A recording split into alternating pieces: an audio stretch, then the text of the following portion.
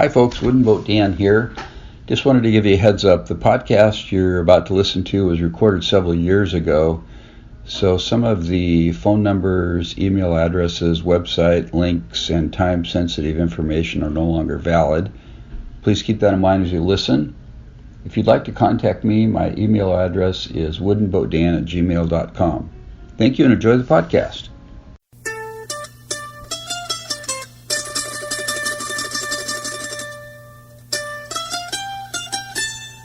Welcome to Hooked on Wooden Boats weekly podcast episode number 18. I am your host, Dan Matson, and this is the world's very first podcast fully dedicated to celebrating the art, craft, history, and tradition of wooden boats. Well, folks, I'm sitting in my little office here at home, and I'm looking out, and we got about 10 to 12 inches of snow here in Washington. Arlington, Washington is where I'm at. Pretty amazing. We don't get this much snow very often, maybe every 5 years or so. So it's been a lot of fun doing a lot of walks in the snow, just kind of a time to slow down and think and plan and set goals and do stuff like that. So it's been pretty cool. Anyway, welcome back to the show this week. We've got some fun stuff going on today. Our featured segment is an interview with Chuck Stuckey. Chuck is with RiversWest Small Crafts Center in Portland, Oregon. And I visited with Chuck when I was in Portland a week or so ago and did about a 30-minute interview with him. The RiversWest, Let's try that again. RiversWest Small Craft Association, or Small Craft Center, is about 30 plus years old, and there's about 63 members, and they do a lot of wooden boat projects there. Small craft, wooden boats, family boat building classes, things like that. And so stick around for that interview. It's going to be a lot of fun. I've also got some really fun interviews coming up here in the near future. I've got an appointment with Sam Devlin of Devlin Boats in Olympia, Washington, and I'm really looking forward to that. Sam's very well known for designing and building lots of different boats, as small as 8 feet and I think as big as 30 or 40 feet, so that'll be a lot of fun. And then I'm going to be meeting with Tom Rogers in Tacoma and interviewing him about the Tacoma Sea Scout program. And as part of that program, they've got a 78-foot wooden vessel called the Charles N. Curtis, which is the centerpiece for their Sea Scout program there. And I didn't realize, not being a Boy Scout myself, that the Sea Scouts are a branch of the Boy Scouts of America. So that's pretty cool. So those interviews will really be fun. Have those coming up down the road.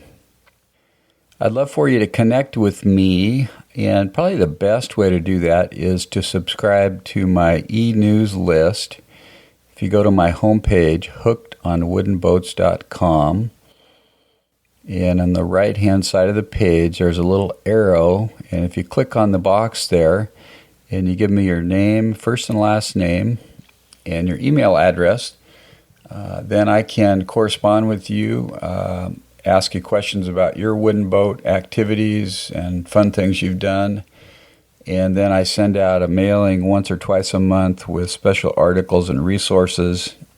In fact, I just recently sent out a video, really cool video, a free video that is on the internet about a Russian city that's building wooden boats, has been doing it for years. It's a pretty cool video, so that was kind of a special thing I sent out to my e-news list, which is growing, by the way. So that's a great way to connect with me.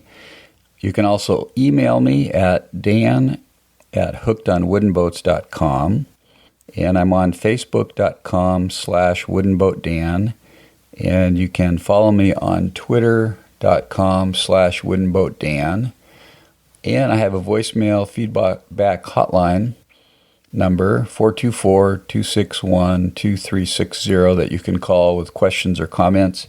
If you've got ideas for improving my show or folks that you'd like to see me interview, comments, suggestions, anything like that would be awesome.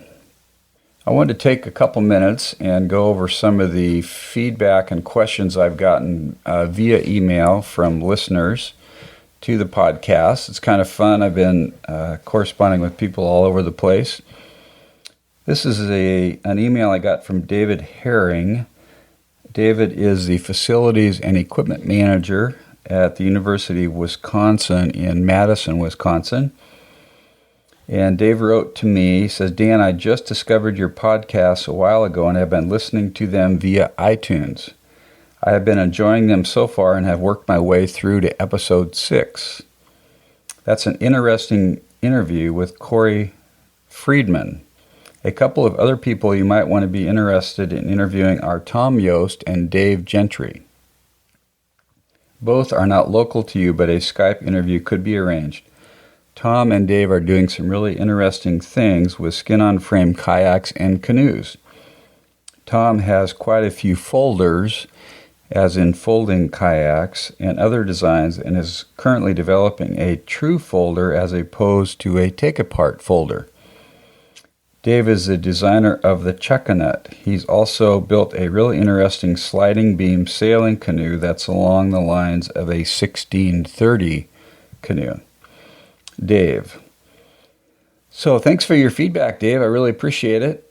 And I've actually added Tom Yost and Dave Gentry to my list of folks to interview via Skype. And I have not done any remote interviews yet because I want to get the technical part of it all laid out ahead of time so I have good audio quality and it works real well. So thanks for your email. And I'd actually emailed Dave back and asked him if he owned any wooden boats or skin-on frame boats. And he said he did a lot of sailing. He doesn't own any wooden boats at this point, but I did a lot of sailing in a wood sea scow in high school. And he plans on getting started on 2 Yost CBs this spring. And CB as in SEABEE. Once I finish rigging a Grumman Eagle canoe for sailing. I've been making all the parts myself as much as possible for them, except for the mast, which will be more likely an older sailboard mast that I retrieved from a dumpster. So thanks again, Dave, for your email. And here's an email from Mike Gordon. Dan, purely by chance, I happened upon your blog. I am 62 years old. I purchased a 1940 Monk tri-cabin cruiser, which I am going to rebuild. I have never attempted such an endeavor. I was wondering if you might suggest some books on how to replace hull planks, fasteners, rebuild the stern, and such. I paid someone to do this for me. However, they only got as far as taking it apart. Now I must put it back together, but haven't the knowledge of where to start. I have purchased all the Alaska yellow cedar necessary. Now I must convert the lumber to finished planks and refasten. The entire stem was removed, so it must be completely rebuilt, frames and all. I also have some rotted cabin corners that will need replacing, as well as cabin roofs that will need to be covered. I believe they were originally covered with heavy canvas and painted. Have you any suggestions of where to start with the knowledge piece? And based on Mike's area code here, he left his phone number. It looks like he's in Portland, Oregon area, or somewhere in Oregon. Anyway, thanks for your email, Mike. And I did email Mike back and let him know that one of the books that I've been told is really good for refurbishing, refitting, rebuilding wooden boats is Jim Trefethen's book called Wooden Boat Renovation. And another one that I suggested Mike check out is Classic Boat Construction by Larry Pardey. And I believe that's more geared towards new construction. However, a lot of the same principles that apply where you've got a boat that's basically pretty much completely apart and you've got to make new parts for it and so on. and also suggested that Mike might want to contact somebody at the RiversWest Small Craft Center in Portland, or maybe Marty Loken at the Island Boat Shop on Maristone Island in Washington State. So thanks again, Mike, for your email. And I'd love to see pictures of your boat. Actually, send pictures now, and then as it progresses, send me some updates, and that'd be really cool to see those. Here's an email I got from John Mann, and he starts his email out by saying, I am, which I think he's saying there, my site is hooked on wooden boats, so he's saying, hooked on wooden boats, I am, which is pretty cool. Question, is the boat at the heading of your home page an Arch Davis design? I have built a Penobscot 14, and the boat on your home page looks very much like the Arch design with stringers fore and aft rather than traditional sawn oak frames. In addition, I am about to build the John Gardner 14-foot semi-dory. I am headed toward building the Arch Davis style with internal stringers rather than frames and glued and screwed laps. Any comments would be appreciated. Well, thanks for your note, John. That boat at the top of my homepage was a photo that was purchased off, I think it was iStock Photos, that I don't really have a clue what boat exactly that is. It certainly could be Arch Davis's design.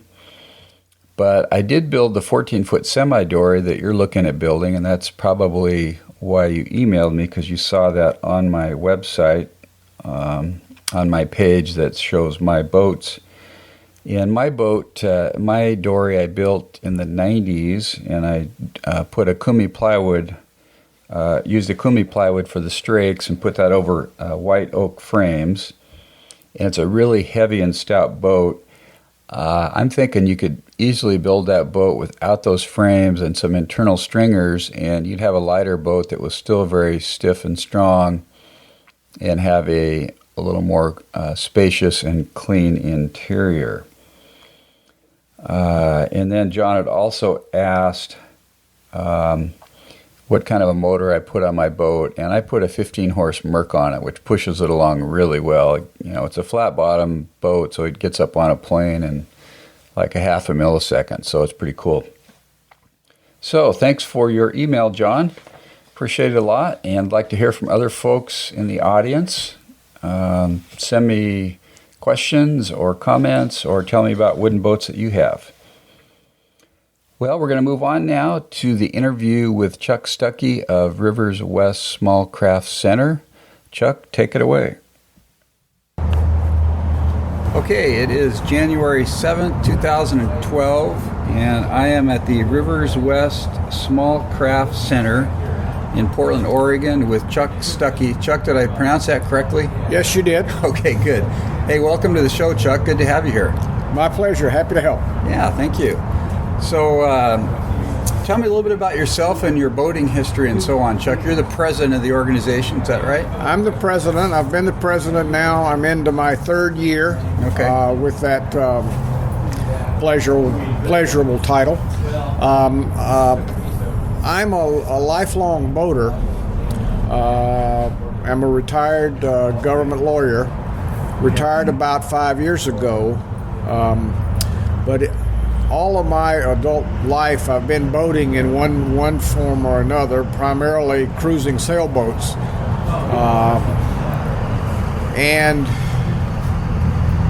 after I retired, I wanted to put together my love of boats with a woodworking hobby I've had all my life and start dabbling in wooden boats. Having never done it before or know anything about how to build a wooden boat, I found RiversWest to be the best resource in the city for knowledgeable guys, a congenial group of people willing to share their knowledge. So I started hanging out here, joined. First summer I was retired. I built a dinghy to use as the tender for our family sailboat. Did a moderately decent job. Okay. Learned a lot, obviously. Was it a stitch and glue project? It was not stitch and glue. It was a boat designed by Joel White. Okay. Famous designer in Maine. It's an 11-foot small boat called the Shellback dinghy. Oh, right. Fairly a great little boat. It's as good a tender as you're going to find. I built it, tied it to the back of our family boat, and towed it up the Washington coast. Used it as the family tender all summer long while sailing in the San Juan Islands. The boat is a little rough around the edges because I wasn't sure what I was doing. But it's a sound little craft. It works perfectly. And that got me going with the idea of building yet another boat, helping other guys build larger boats, and watching the club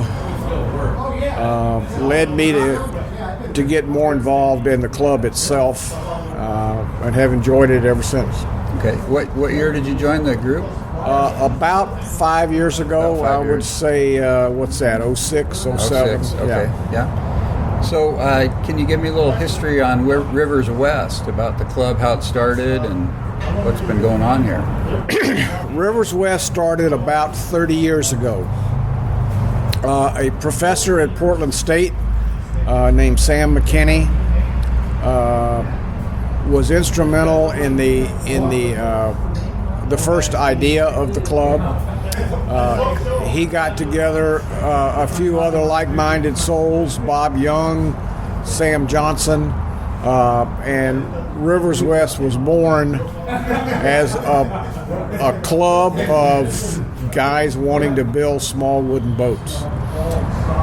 Located first in a building at the Oaks Park area on the Willamette River in Portland. Stayed there for many, many years. That facility, we had to leave that place because that building was going to be rehabbed for another purpose. So we had to find a new home.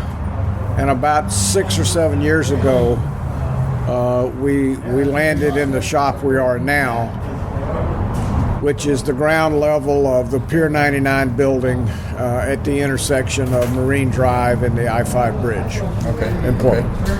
So what's the mission or purpose of the club here, Chuck? The mission is the promotion, construction, and use of low-impact boating. It's interesting to note that although almost all of our boats are made out of wood, the actual wooden boat is not part of our mission. We are building boats that single individuals, small groups can use in a recreational fashion that is environmentally sound, is not creating junk or waste, and allows the use of the waters around us in boats that are available to everybody. They need not be expensive, and most of them are not. They need not be fancy. They need not be a museum piece. We want members to identify boats that they'd like to build and provide a space for them to get built, and then allow other members to be available to help, share their knowledge, and get boats built so that people can use them and enjoy the waters around us. We have a few members building very exquisite craft. almost too beautiful to get wet. Oh, really? But most of the boats are built with the idea that they're going to be immediately used. A lot of kayaks and strip planks come through our shop. Some stitch and glue boats are made. A lot of different kinds of crafts. And they're all designed to be used, not sit in a garage or over a mantelpiece. Mm-hmm. Yeah. What's one of the more interesting projects that you've worked on since you've been here? The most rewarding thing for me is what we started 2 summers ago, which is a version of the family boat build, an enterprise fairly common around the country, very common on the East Coast, and only recently introduced to Portland. We started 2 summers ago. The concept is members of the club assemble the raw materials and cut out boat parts for a 12-foot rowing skiff. All the parts are ready to be put together by a family, and it's done over the course of 2 days. They start bright and early on Saturday morning, and the boats are launched, if all goes well, late on Sunday afternoon. Yeah. That has provided our community with access to boats and the building of boats they would never get otherwise. We attract families who just think the idea is kind of neat or interesting, and it's just so rewarding to watch it happen. You see kids working with parents and grandparents putting together a nice little rowboat, and at the end of the weekend it's theirs to keep. So it's a very rewarding enterprise. It's a ton of work for us. We start in April, cutting out plywood, putting parts together, and having it all ready by mid-July. Okay. What does it cost for a family to do that? We charge a family $350 for the boat. We offer scholarships to several families. And that cost, if we're careful and do our job right, that almost covers our actual raw cost. Mm-hmm. We have a lot of overhead expenses not included in that, and that gap is made up through the generous support of a few local groups. Okay, yeah. What kind of feedback are you getting on that program? Every year, the feedback is amazing. It's very heartwarming to hear families say, "I never knew you could do this. Wow, what a cute little boat. Are you going to do it again?" And the other most positive thing is ordinary passersby will stop and ask questions. And after it's explained to them, the most common response is, "Where's the sign-up sheet? I want to do it next year." And that's all the feedback I really need. Yeah, that's awesome. The first year we did 5 boats, the second year 10 boats, and this year we're going to do 12 boats. Okay. So these are marine plywood boats? Oh yeah. It is it's a first-rate little 12-foot skiff. It's not a toy boat, and once built and properly painted, will last the family a lifetime. Yeah. Because we only use appropriate lumber, high quality glues, stainless steel fasteners. The boat is put together properly and will and should last the families a lifetime. Yeah. Now, can they put an outboard on that boat, or is it strictly a rowing boat, or sail, or? We do two things. Because it's called a family boat build weekend, we have to simplify it a little bit. And the boat is designed to have a sail rig. We make that design available to the families. But when we get through with the weekend, all they have is a rowboat. It can carry a small outboard, but I would never put anything more than a 2 or 3 horse motor on it, and I'd be real careful at that. The sail rig, however, is fairly exciting because the building of the rowboat and rowing a boat naturally leads families to say, "Can this be a sailboat?" And the answer is yes, of course it can, and here's how you do it. We get a whole second level of enthusiasm. And this spring, we're going to, on 2 of the families from last summer, we're going to convert their boats into sailboats. Nice. By building the mast and the boom, the rudder, the daggerboard, all the parts that are required to have a little sailboat. And the families are looking forward to that experience. What kind of rig is that? It is a sloop rig. The design has a very small jib up front, but we're not recommending that, and the builder himself says the jib is totally unnecessary. Oh. The mainsail alone drives the boat just fine. So we're gonna go with that. And who's the designer of that boat? The designer of that boat is a yacht designer in Maine. His name is Chris Franklin.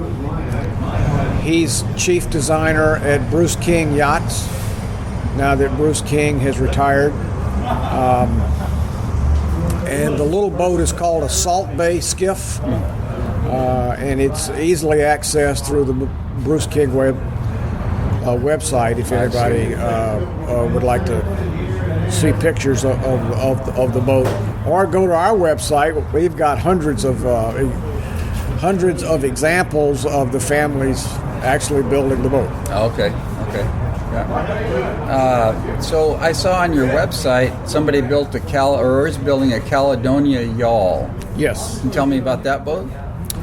That is probably the most astonishingly beautiful boat to have ever come out of RiversWest. Ron Davies is the guy who built it. It's 20 and a half feet, 21 feet long, which actually squeezes our space here a bit. It's probably the biggest boat built in this shop. He spent 6 years building the boat. He built everything on the boat. I think he bought the yardage, and I think he bought his sail. But other than that, he made everything, to the point where anything on there that is metal and is not a screw, he designed and cast it himself. Oh my goodness. Every piece of metal is high quality bronze casting. He made the patterns. He cast the bronze right here in our shop.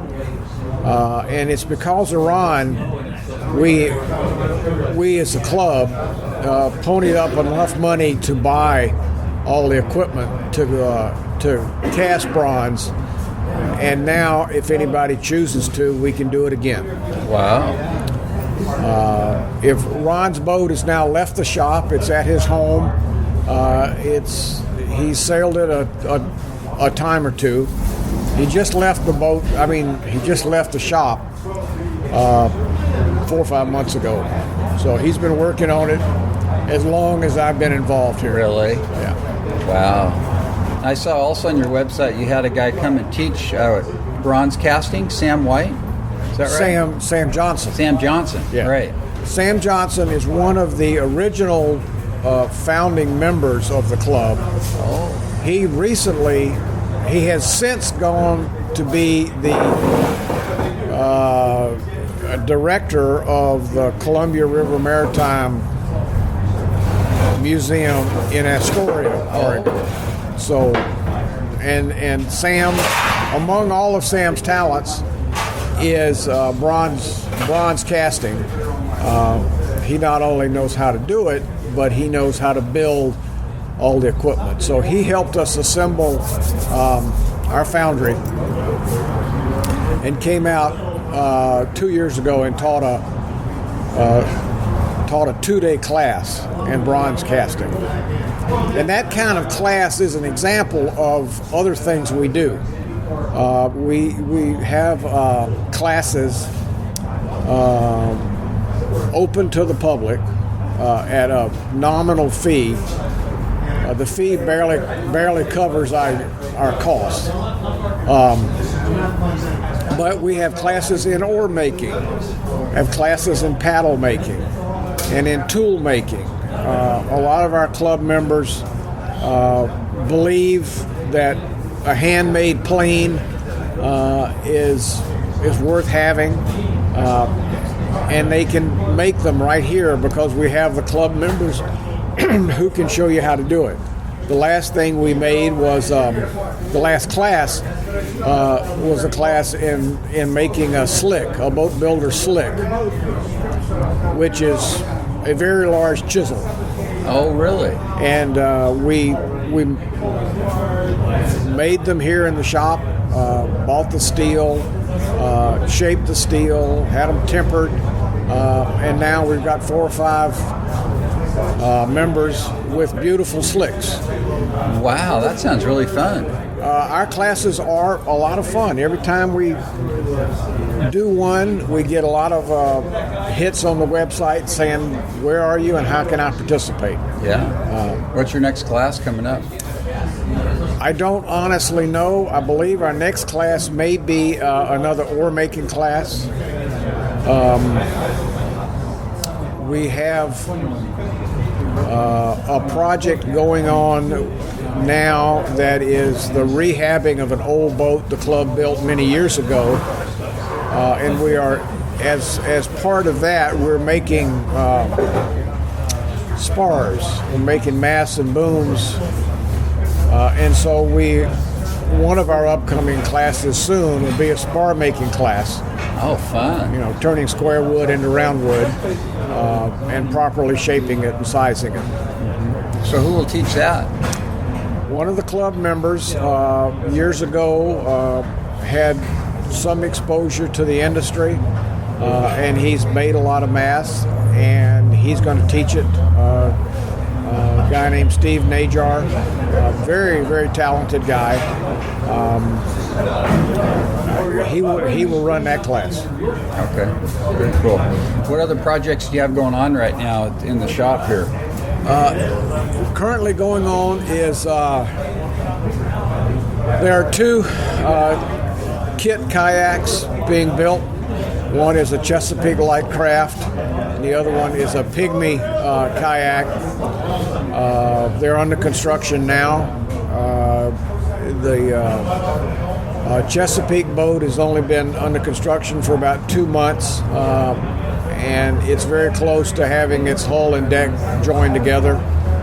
It's a 2-person big kayak. The Pygmy is a single-person boat, and the builder of that is almost finished. She's been working on it for about a year, and she's about ready to put the finishing touches on the exterior. Okay. Also going on is the construction of 5 identical sailboats. The design is called an I-550. It's an 18-foot sailboat, very high-performance sailboat. Currently in the shop is hull number 4. Hull numbers 1, 2, and 3 have been completed. Hulls 1 and 2 have been rigged and have actually been sailing. And when they finish number 4, they'll start number 5. At which point that project, which may take another year, will be over. They're absolutely incredibly well-made boats, beautiful finishes. Does the club own the boats then? No, those boats will be owned by the people who built them. Every person who builds a boat in the shop has to first be a member of the club. Annual membership is very, very cheap, but that's a requirement for getting access to the shop. We have 6 bays where 6 boats could be built. The I-550 group has 2 of those bays, and then we have a big common area where our big power tools are kept, and all the builders use the big power tools. That's about the extent of what's being built at this time. Yeah, and then Bob was telling me you're getting ready to exhibit over at the boat show, the Portland Boat Show, is that right? The Portland Boat Show is next week. We will have a big booth there, and we'll display some of our member-built boats. We've got one club member who is as good a strip plank builder as you'll ever find. Wow. His strip planks are just amazing. He will have a canoe there, and he has made a miniature canoe and has stopped construction at each phase of strip planking, so a person can actually see through this model how a strip plank boat is made. Oh, really? At the one end, at the stern end, it's just as rough as can be. At the bow end, it's beautifully finished. And each stage along the way shows you how to build a boat. So it's one boat, and from one end to the other, it goes from just started to just finished? Is that right? Exactly right. It's about 6 feet long, and it's just as pretty as can be. Oh my goodness, that sounds fascinating. He'll have that there. We'll have some kayaks there. We've got a member who will bring his 18-foot sailboat and display it. Another construction method we have a few examples of is skin on frame. So we're going to have 2 skin on frame kayaks, which are really amazingly interesting boats to look at up close. Mm-hmm. Yeah. So, Chuck, this is a nonprofit organization. You're the president. You spend a lot of time down here and a lot of hard work for free. Why do you do this? Well, what's the gig here, man? I do it for 2 reasons. The first reason I kind of expressed earlier, the combination of hanging around boats, and especially boats made of wood, is just plain fascinating and rewarding. The other main reason is through this I have met the members, and the members are a wonderful group of people, just as kind-hearted as you'll find anywhere, who are dedicated to taking their hobby, woodworking and boat building, and sharing it. And we do some nice things for the community, and that's important because it's doing a good, solid public service, and at the same time, it's showing the world who we are. We need to use this spot. Well, and when I first saw this 5 years ago, it looked to me like a club or a group of people I would enjoy spending time with. And when I did that, I spent enough time around here to realize not only is it individually wonderful people, the group itself really has endured for 30 years. It provides a good public service, and it needs to stay. It needs to be here for as long as it can. We operate on a budget that is so paper thin that we could fall apart at any time. But we keep hanging on because the members insist it stay here. The public likes it. We have support in the community if we really need it. And I just want to make sure that I spend my time not only enjoying my retirement, but helping small organizations, if I agree with them, do what they do well. And if I can help in any way, I'm glad to help.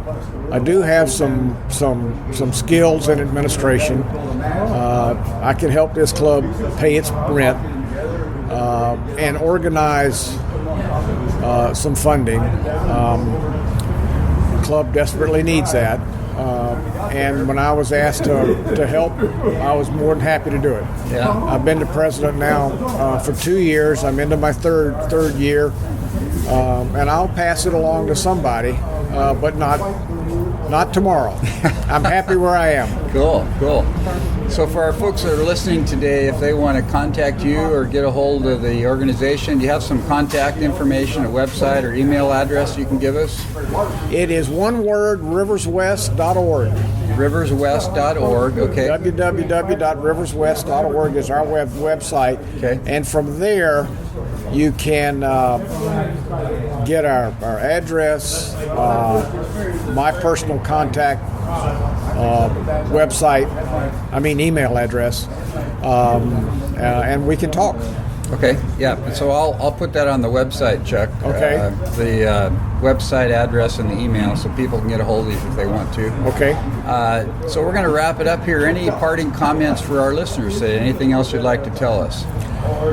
If you're interested in building a little 12-foot boat in the city of Portland in the middle of July, send us a message and we'll add you to the list. Okay, very cool. All right. Thanks a lot, Chuck. You bet. Appreciate it. Chuck, thanks again for doing that interview with me down in Portland, Oregon.